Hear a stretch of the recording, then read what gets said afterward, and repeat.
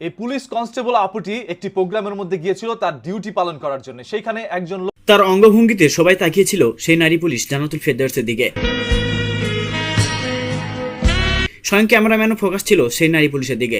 Hero আলমের সমস্ত মডেলদের অঙ্গভঙ্গিকে হার মানিয়ে বিদেশি কিছু মডেলদের অঙ্গভঙ্গির সাথে মিলে যাওয়ায় বর্তমান সোশ্যাল মিডিয়ার কমেন্ট বক্সে আলোচনায় সেই নারী পুলিশ জান্নাতুল। বরগুনার এক স্বাস্থ্য কমপ্লেক্সে দুর্নীতি দমন বিষয়ে বক্তব্য দিতে আসলে মুরব্বির সাথে ঘটে এমন কাণ্ড।